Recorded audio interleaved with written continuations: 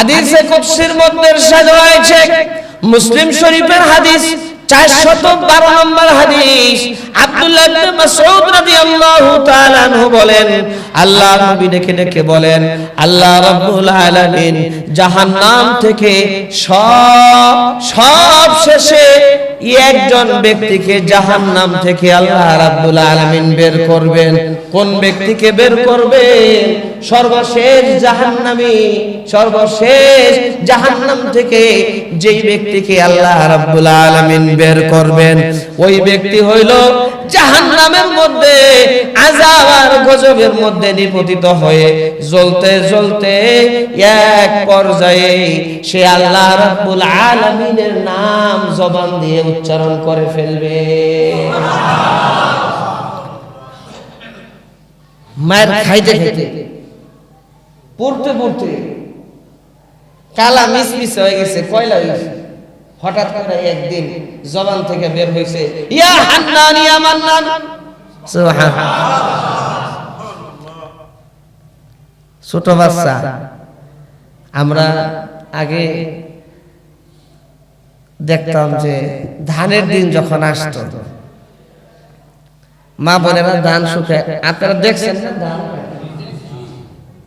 ধান না দেখলে দিলে চাউল টাউল যে খান এগুলা আয় করতে ধান খেতে করছে, ওই যে ভাই ধান খেতে করছে, কি মনে করছে? আমরা কৃষকের ছেলে, আমরা এগুলা ধান দেখতে দেখতে অভ্যস্ত।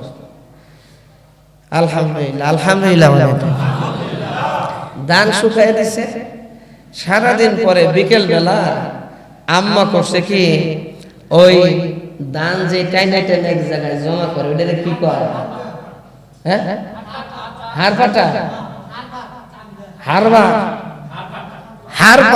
হাড়পাট দিয়ে টাইনা টাইনা মা করছে কি এক জায়গায় ধান জমা করতেছে। আর বাচ্চারা তো ছোট, নাম দিয়েছে কালু, কালু কয়ে ডাকে, এই কালু মিয়া। কি কয়? আগে তো নামেরও কোনো সাইজ ছিল না, আলে বললাম আর কম ছিল, তো কালু মিয়া সে আবার করে কি, ধান যে এক জায়গায় জমা করতেছে, ধান না নিয়ে হাতে নিয়ে আবার ছিটায় খেলে।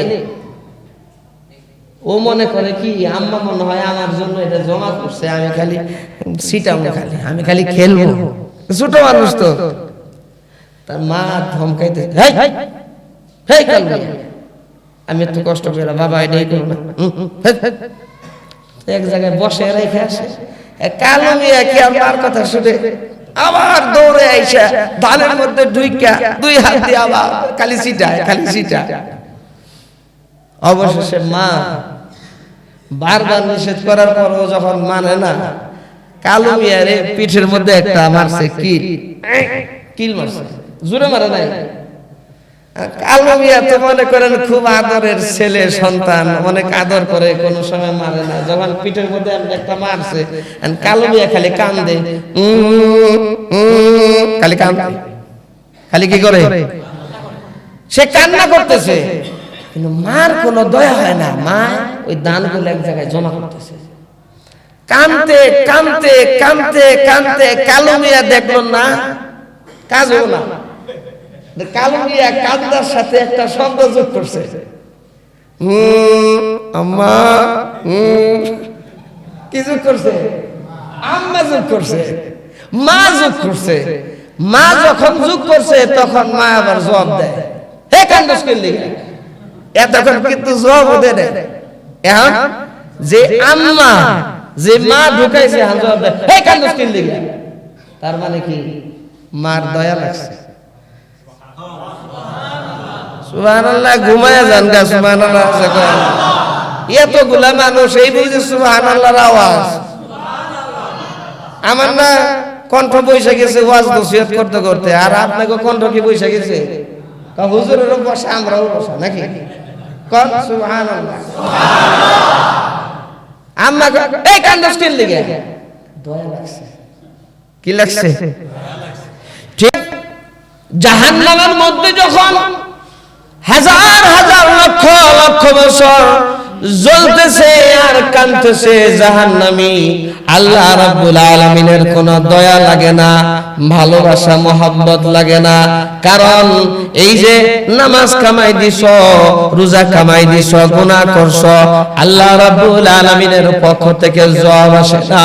কিন্তু জাহান্নামের মধ্যে জ্বলতে জ্বলতে যখন কালো অঙ্গার হয়ে গেছে, এক পর্যায়ে হঠাৎ করে একদিন কানতে কানতে জবান দিয়া বের করছে ইয়া হান্নান ইয়া মান্নান। আল্লাহর নাম যখন উচ্চারণ করলো, আল্লাহ তখন ডাক দিয়া বলে, বান্দা কান্দোস কে?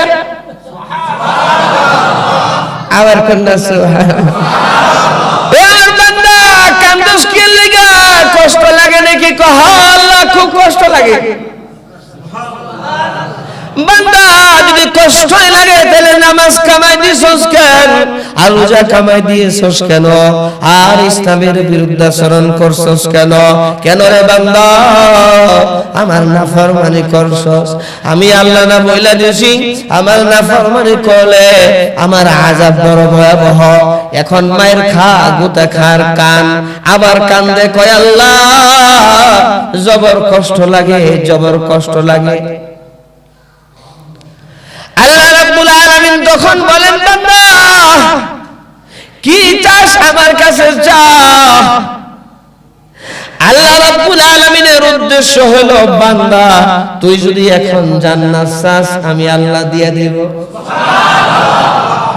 কিন্তু বান্দা তো মায়ের খাইতে খাইতে এত ভয়ের মধ্যে আছে, বান্দা তো এত বড় জিনিস চাইতে সাহস পায় না, জান্নাত চাওয়ার জন্য সাহস পায় না।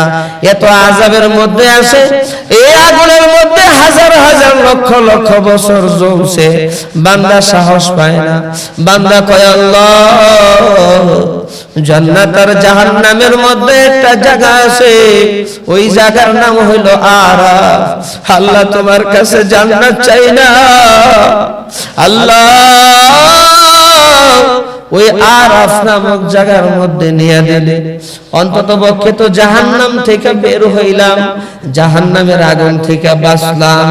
আল্লাহ নবী রেখে রেখে বলেন, বান্দা যখন এই কথা বলবে আল্লাহ বলবেন, বান্দা রে আরাফ নামক জায়গায় গিয়া আরো কি আবার কিছু চাবি নাকি? বান্দা তখন বলবে আল্লাহ আর কিছুই চাইবো না। আল্লাহ রাব্বুল আলামিন ফেরেশতাদেরকে বলেন, ফেরেশতারা রে আমার এই বান্দাকে জাহান্নামের কিনারে নিয়া আরাফ নামক জায়গায় পৌঁছায় দাও। সর্বশেষ জাহান্নামের আগুন থেকে যে উঠতেছে, সর্বশেষ যে জাহান্নাম থেকে ওইটা জান্নাতে যাবে। হাদিসে কুদসির মধ্যে আছে। কেন? তার কারণ হলো তার ঈমান ছিল, কিন্তু দুনিয়ার জমিনে গুনাহ করার কারণে, অন্যায় করার কারণে জাহান্নামের মধ্যে নিয়ে তাকে শাস্তি দেওয়া হয়েছে, সাজা দেওয়া হয়েছে। কিন্তু ঈমান ধুকি ধুকি বলে যে সরিষার দানা পরিমাণ ঈমান ছিল তার ভিতরে, এইজন্য আল্লাহ উঠাইতেছে। সর্বশেষ যাকে জান্নাত আল্লাহ দিবেন। আরাফ নামক জায়গায় গিয়া কিছুদিন পরে দেখে কি সামনে একটা গাছ দেখা যায়। গাছটা খুবই সুন্দর না, আল্লাহ কাছে চাইলে আল্লাহ দিব না, ধমক দিতে পারে। এক কাজ করি, আল্লাহর নাম উচ্চারণ করলে আল্লাহর দয়া লাগে। ওই যে কালু মিয়া,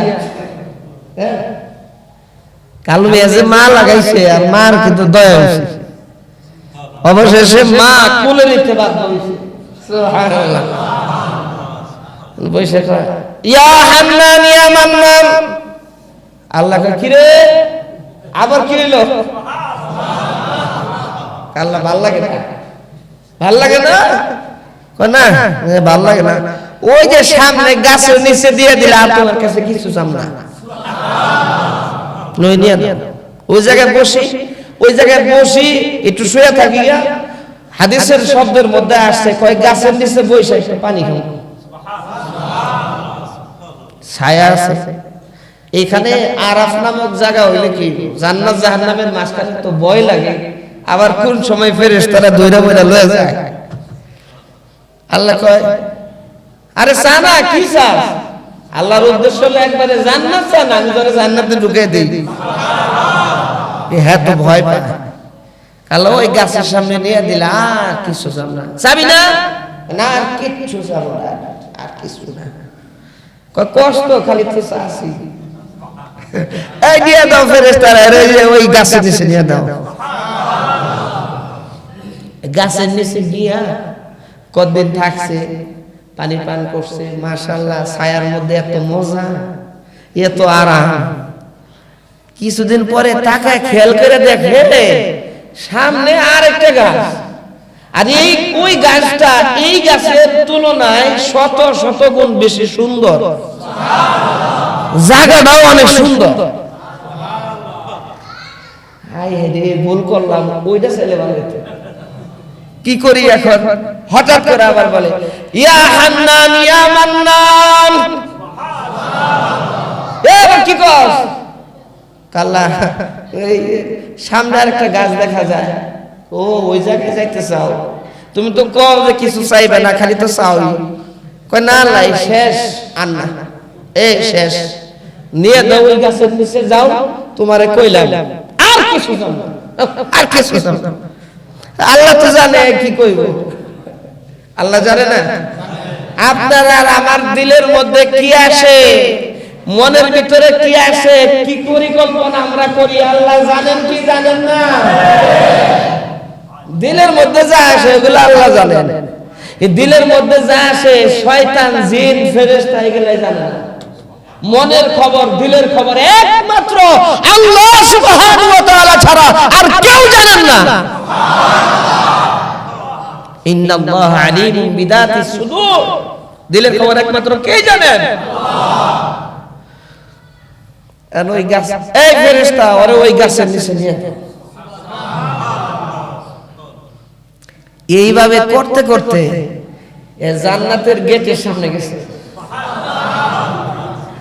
জান্নাতের গেটের ভিতর থেকে জান্নাতীদের আওয়াজ শোনা যায়। আর সে চিন্তা করে কি যে করি গেটের বাইরে, আর আল্লাহর কাছে কইতে কইতে এত দূর আসছে। এবার যদি চাই কিছু বলি, যদি আবার জাহান্নামে ঢুকায় দেয়, আবার চিন্তা করে আল্লাহ তো রহমান, আল্লাহ তো রহিম, আল্লাহ আল্লাহ দিব না। এক কাজ করি, ডাইরেক্ট না কই আল্লাহর নাম স্মরণ করি, ইয়া হান্নান ইয়া মান্নান। এই যতবার সুবহানাল্লাহ বলছেন আর যারা যারা বলছেন, কপাল কপাল, আপনাদের কপাল। মানুষ জাহান্নামের দিকে অগ্রগামী, মানুষের কৃতকর্ম, এমন অবস্থা, এমন পরিবেশ হয়ে গেছে, খালি গুনাহ গুনাহ গুনাহ, অন্যায় অন্যায়।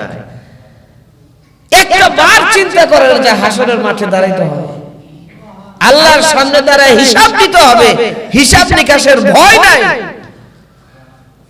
কয় ভয় যদি দিলের মধ্যে থাকতো, মানুষ জীবনে অন্যায় করতে পারত না। সুর নিয়ে জেলখানায় দেয়, ইডারে নিয়ে পিঠে, এটা যখন নাকি বের হয় তখন সুর কি ভালো হয়ে বের হয় না ডাকাত হয়ে বের হয়? এমন পিটেন পিঠে ডাকাত হয়ে বের হয়। আবার দৈরা পিঠে দেয় ডাকাত দলের সর্দার। যত মাইরা কি মানুষ ঠিক করা যায়? মাইরা মানুষ ঠিক করা যায় না। আর এটাকে দৈরা 3 চিল্লা পাঠায় দেন, দেখবেন আল্লাহর ওলি বাইজিদ বুস্তামি হবে। পরিবর্তন হয়, পরিবেশ, পরিবেশে পরিবর্তন হয়। সুবহানাল্লাহ। আল্লাহ রাব্বুল আলামিন দেখে দেখে বলে, ও বান্দা আবার কেন ডাক দিলাম? আবার কি তোমার কিছু প্রয়োজন আছে কিনা? কয় হ্যাঁ আল্লাহ, তোমার কাছে এই শেষ দরখাস্ত। কয় তুমি তো খালি কও শেষ দরখাস্ত, দরখাস্ত খালি করতেই থাকো। কয় না আল্লাহ, এইবার যে দরখাস্ত করব এই দরখাস্তের পরে আর কোন দরখাস্ত হবে না। এইটা হলো আখিরি দরখাস্ত, আখিরি চাওয়া তোমার কাছে, এর পরে আর কোনো চাওয়া নাই। তুমি কইলেও আর সামনা। কয় কি কষ্ট রে, কেমন দরখাস্ত? কয় আল্লাহ জান্নাতের গেটের সামনে আমি আছি।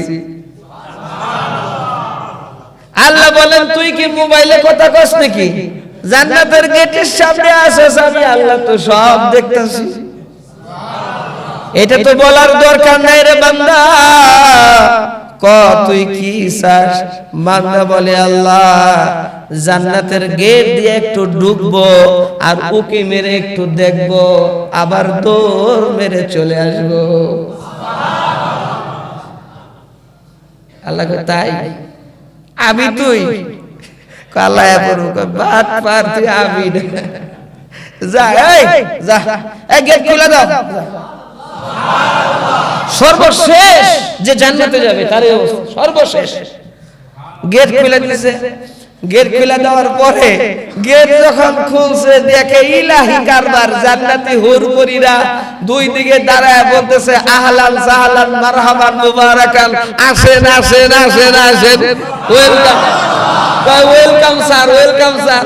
কই আসলেন? আসেন আসেন আসেন। আরে আপনারই তো বুঝতাছি, এটা আল্লাহ তাআলা জানাইছেন কেমনে ওয়েলকাম জানাবে।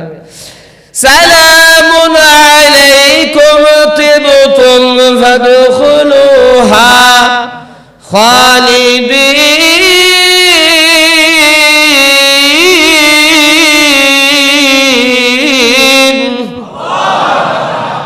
শান্তি শান্তি শান্তি, ওয়েলকাম স্যার, আসেন আসেন আসেন, ঢুকেন। ভিতরে যে গেছে, আজও গেছে কালো গেছে, আর বের হয় না। আল্লাহ কয় কি রে ভাইরাসটাকে? কয় আল্লাহ দুনিয়ার জমিনে একজনের 10টা 5টা বাড়ি থাকলে দেখা গেছে 2-1টা বাড়ি তো দেখাশোনার জন্য মানুষের দেয়। তোমার কি জান্নাতের মধ্যে সবচেয়ে ছোট্ট জান্নাত একটু থাকার জন্য দেওয়া যায় না? কয়দিন থাকলাম বের হইলাম, কয়দিন থাকলাম তারপরে বের হইলাম। রাব্বুল আলামিন ডেকে ডেকে বলে বান্দা আমি আল্লাহ রাব্বুল আলামিন জান্নাতে ঢুকাই আর তাকে জান্নাত থেকে বের করি না। বান্দারে আমি আল্লাহ তোরে জান্নাত দিলাম, এই জান্নাত কত বড় জানোস নি? তুই তো ছোট্ট খাট্ট জান্নাত চাস। আমার সব চাইতে ছোট জান্নাত হলো, ছোট ছোট বেহেশত হইল তুই যেই দুনিয়া থেকে আসছস ওই দুনিয়ার 10 দুনিয়ার সমান। আরে বান্দা আমি আল্লাহ তাআলা তোরে এই জান্নাত দিলাম, ফাদখুলুহা খালিদিন, 1-2 দিনের জন্য না, চিরকালের জন্য এই জান্নাতের মধ্যে ঢুকে যা। এইজন্য ঈমান খুব দামি জিনিস, কোনোভাবে যাতে ঈমান নষ্ট না হয়। ঈমান এক মহা দৌলত। শয়তানের চক্রান্তই হইল কিভাবে মানুষের ঈমান নষ্ট করা যায়। নামাজ পড়ো সমস্যা নাই, রোজা রাখো সমস্যা নাই, আরে তুমি সাদকা করো কোনো সমস্যা নাই, কিন্তু সমস্যা হইল তোমার ঈমান যাতে ঠিক না থাকে। ঈমান কিভাবে নষ্ট করা যায়, ঈমান কিভাবে ধ্বংস করা যায়, এইজন্য শয়তানের একটা চক্রান্ত হলো আলেম ওলামাদের কাছে যায়।